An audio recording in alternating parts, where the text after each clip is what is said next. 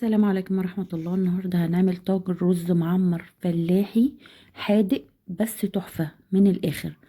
مقادير مظبوطة جدا. عايزة تعملي حادق، عايزة تعملي حلو بنفس الطريقة وبنفس الكوبايات هتشتغلي بيها. وفي الآخر بحط حتة قشطة بلدي. تعالوا أقول لكم أنا معايا إيه. معايا كوبايتين رز، بحط عليهم 4 كوبايات لبن حليب اللي هو اللبن البلدي. طبعا معايا معلقة سمنة بلدي جاموسي ومعلقة سمنة بلدي بقري، معلقتين قشطة كبار، معايا معلقة ملح صغيرة، معلقة فلفل صغيرة، ومعلقة سكر صغيرة. 4 معالق كبيرة زيت بتخلي الرز معايا مفلفل جدا.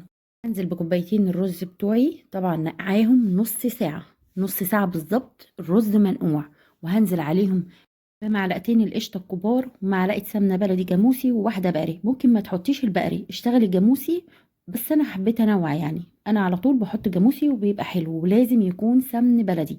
ما تشتغليش في الطاجن بسمنة عادية خالص، لان ده رز معمر يعني عايز سمنة بلدي.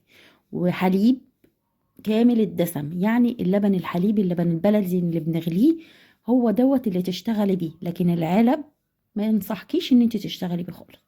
قلبت كله مع بعضه مع الرز، وما تخافيش الرز منقوع كويس والمقدار ده تمام. حطي عليهم 4 كوبايات لبن حليب. المفروض كنت حطيت ال4 معالق الزيت الكبار، بس انا نسيت، بس هحطهم بعد كده يعني مفيش مشكله. جبت اللبن وحطيت معلقه السكر، معلقه الفلفل، معلقه الملح، طبعا معالق صغيره جدا ما تكتريش. وبعد كده قلبتهم كويس في اللبن، وهنزل باللبن على الطاجن.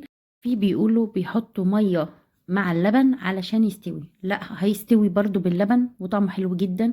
وخدي بالك مفيش لبن دلوقتي بقى كامل الدسم قوي، يعني ان انتي مش جايباه يعني من الجاموسه، لا طبعا اكيد مغشوش وفيه نسبه ميه. فانا بقولك اشتغلي بيه لانه هيكون اطعم بكتير من اللبن العلب. خلاص نزلت بالزيت، انا قلت كنت المفروض احطه مع الرز واقلبه، مفيش مشكله. وبعدين حطيته في الفرن، ولعت عليه الشوايه علشان لازم احمر وشه زي ما انتوا شايفين. وبعد كده ببتدي اولع من تحت علشان اللبن ما يفرش معايا ويخرج من الطاجن. زي ما انتوا شايفين استوى معايا. طبعا هتقولي عرفت ازاي ان هو استوى؟ هيكون اللبن كله اتشرب ما فيهوش اي حاجه، وهتلاقي الرز عالي شويه. نزلت عليه بمعلقه قشطه وكلي احلى رز معمر حادق مفلفل. مش عايزه تعمليه بالملح، ممكن تحطي بدال الملح طبعا والفلفل الاسود بتحطي سكر، سكريه وهتاكلي احلى رز معمر. وزي ما انتوا شايفين وش القشطه عامله ازاي، والسمنه البلدي، وزي ما انتوا شايفين مفلفل وطعمه رائع.